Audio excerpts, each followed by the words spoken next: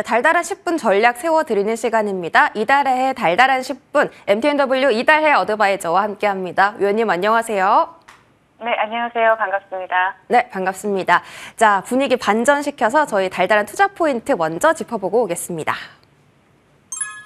네, 유럽으로 번진 은행 위기입니다. SVB 사태 아직 다 해소되지도 않았는데 크레디트 스위스에서 또 다시 한번 유동성 위기가 터졌고요. 어떻게 흘러갈지 잘은 모르겠습니다. 다만 연준이 금리 인상에 얼마나 좀 속도를 내느냐가 좀 관건일 것 같은데요. 일단 미국 증시는 좀 하락 마감했지만 국내 증시는 지금 나름 선방해주고 있거든요. 흐름 자세하게 짚어주시죠. 네, 그래서 오늘은 뉴욕 지수 상황보다 유럽부터 좀 보고 넘어가려고 합니다. 크레디트 스위스의 대주주인 사우디아라비아 국립은행이 법규 때문에 10% 넘는 투자를 못한다라고 밝히면서 CS의 위기가 유럽을 집어삼키는 모습이었죠.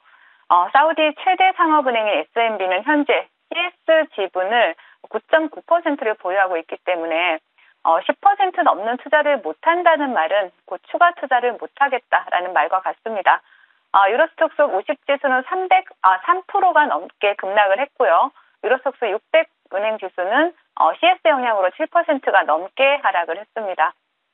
CS 영향으로 내일 유럽 통화정책회의에서는 빅스텝 대신에 베이비 스텝을 할 것이라는 이러한 전망이 힘을 얻고 있는 이러한 모습이고요. 그리고 유럽 내의 안전자산인 독일 채권 수요가 증가를 하면서 독일의 10년물 채권 금리는 1990년 이후 최대폭으로 하락을 하는 모습이었습니다. 자, CS 영향으로 패드워치에서는 이번 달 FOMC에서 금리를 동결할 것이라는 전망이 한때 50%를 넘어섰는데요. 올해 안에 연준이 100bp가 넘는 금리 인하를 단행할 것이다라는 전망도 제기가 되고 있습니다. 이번 CS 위기론에 대해서 CS CEO는 미국의 은행 위기와는 아무 관련이 없다라고 선을 그었고요. 그리고 미국 또한 유럽은행인 CS와는 상관이 없다라면서 서로 선긋기를 하는 모습이 나타나고 있죠.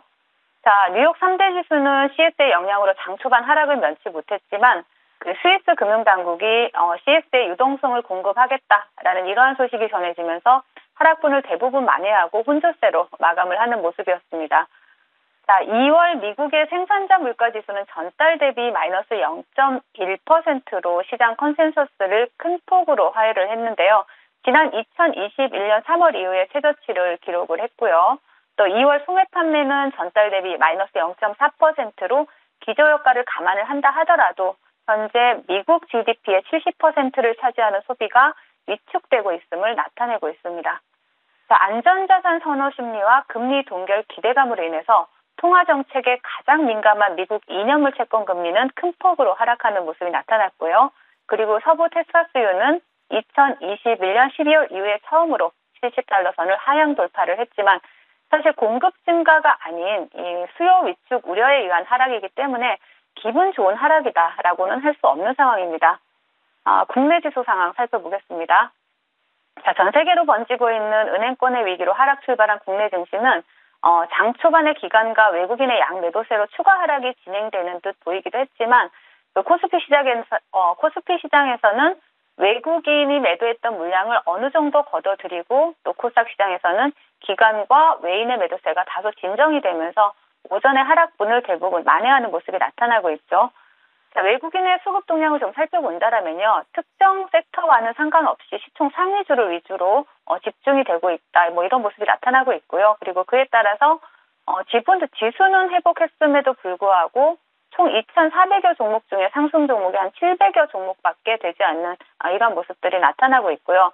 이 얘기는 뭐냐면 결국 지수는 회복했지만 개인 투자자들에게는 다소 어려운 시장이 펼쳐지고 있다. 이렇게 정리를 해드릴 수가 있겠습니다. 자, 오늘장 테마 동향 좀 살펴보겠습니다. 어제 본방송에서 소개해드렸던 시스템 반도체 테마가 오늘도 좋은 흐름 나타내고 있죠. 자, 크로바 하이텍이 상한가에 안착하는 이러한 모습이 나타났고요. 그리고 SFA 반도체, 그리고 AD 테크놀로지, 윈텍, 그리고 가온칩스가 좋은 흐름을 나타내고 있고 또 이번 550조 투자 소식으로 향후 지속적으로 주목받을 가능성이 있기 때문에 오늘 두각을 나타낸 종목들 이외에도 다른 관련주들에 대해서도 좀 추적이 필요할 것으로 보여집니다. 자, 그리고 2차 전지 관련주들의 강세가 오늘도 이어지고 있죠. 레이크 머티리얼을 대장으로 해서 포스코 엠텍, 포스코 케미칼, 3기 EV와 같은 이러한 관련주들이 좋은 흐름을 나타내고 있고요.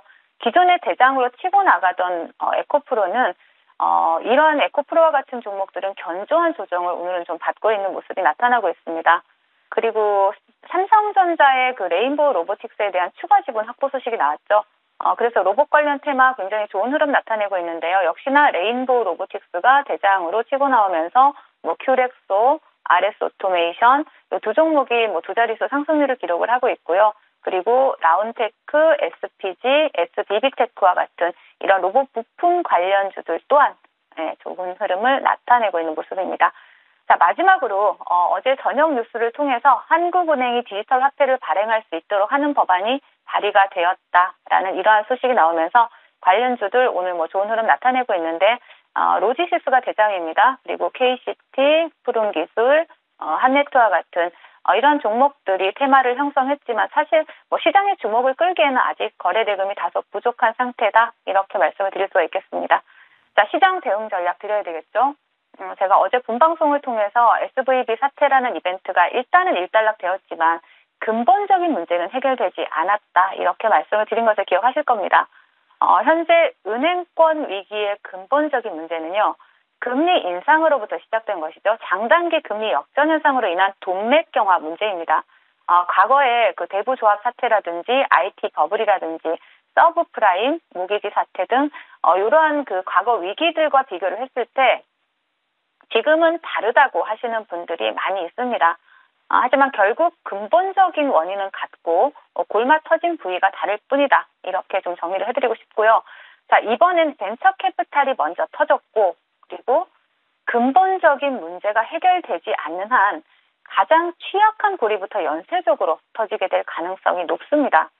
그렇기 때문에 어느 때보다도 정신을 좀 바짝 차리고 실물 경제 흐름을 우리가 예의주시해야 된다라는 말씀 드리겠고요. 여전히 중소형주 위주로 방망이를 좀 짧게 잡으시고 단기 스윙 대응은 여전히 유효하다 말씀드리겠고 빠르게 확산되는 이러한 금융 불안에 대해서는 제가 달달한 10분 본방송을 통해서 매일매일 디테일하게 체크해드리도록 하겠습니다. 네, 지수는 회복세가 나오고 있는데 상승하는 종목은 그리 많지 않다고 하셨거든요. 앞으로 상승 가능성이 있는 종목에 대한 힌트 얻고 싶다면 이달의 어드바이저와 계속해서 함께 해주시면 될 것 같습니다. 오후장에는 어떤 섹터 공략해볼까요? 달달한 공략 섹터 열어보시죠. 자, 오늘장 공략 섹터는 사이버 보안 관련주입니다. 위원님께서 어제는 시스템 반도체 말씀 주셨고 오늘 정말 단번에 집중받는 모습이 나타났죠. 사이버 보안도 그런 모습 기대하면서 어떤 모멘텀 가지고 있는지 체크해 볼게요. 네. 그 마이크로소프트가 이번에 GPT-4를 성공적으로 발표를 하면서 빅테크의 인공지능 경쟁에 불을 붙이는 모습이 나타났죠. 자, 팬데믹을 겪으면서 IT 기술은 급격히 발전을 했고요. 또 오픈 AI가 그 발전에 기름을 부었다라고 볼 수가 있고 또 비대면 문화가 확산되면서 사이버 범죄 또한 급격히 증가했습니다. 이런 상황에서 우리는 기술 발전의 순기능과 더불어서 새롭게 등장하게 될 부정적 효과에도 관심을 가져야 되겠죠. 최근 이슈가 된 섹터들 보면 AI나 자율주행이나 양자암호나 우주항공 굉장히 많습니다. IT 기술과 상당히 밀접한 연관이 있고요. 그리고 특히 개인 통신기기가 사용된다라는 점에서 사이버 공격의 표적이 될 가능성 높죠. 그래서 현재 시장은 기술 발전을 그 순기능에 집중을 하면서 테마성 흐름으로 단기간에 주가가 급등하는 모습을 보여줬지만 실제로 관련주들 중에 실적으로 이어지는 기업은 그리 많지 않다라고 보여집니다. 그래서 IT 기술의 발전이 추구하는 IT 기술의 발전이 지금 우리가 추구하는 4차 산업혁명의 방향성에 부합이 된다라면 AI나 로봇, 자율주행 관련 섹터에서 해당 기술의 성장성만큼 리레이팅이 나와주었듯이 실제로 실적이 잘 나오고 있는 보안 관련 섹터 리레이팅이 이루어져야 한다고 보는 것이 합리적인 판단이겠죠. 그래서 사이버 보안 섹터 같은 경우에는 일반적인 소프트웨어 업종의 특성과 마찬가지로 영업이익률이 높으면 한 번 계약하게 될 경우 쉽게 못 바꿉니다. 그래서 전환 비용이 높은 섹터다라고 보시면 되겠고요. 그리고 그렇기 때문에 우리가 AI를 필두로 한 IT 기술의 미래를 본다라면 빛과 그림자처럼 계속 같이 봐야 된다라는 거죠. 그래서 사이버 보안 관련주, 우리 AI 계속 테마 계속 지속되고 있지 않습니까? 이슈 계속 나오고 있기 때문에 보안 관련주도 관심 두고 봐야 된다 말씀드리겠습니다. 네, AI 섹터랑 사이버 보안은 좀 함께 보면 좋을 것 같습니다. 좋긴 한데, 유망하긴 한데 실적이 딱딱 찍히는 기업이 중요하다라고 하셨거든요. 어떤 기업일까요? 네, 바로 센즈랩인데요. 그 센즈랩 같은 경우에는 그 시장에 밀리면서 추가적인 하락이 나왔기 때문에 제가 다시 한번 들고 나왔고요.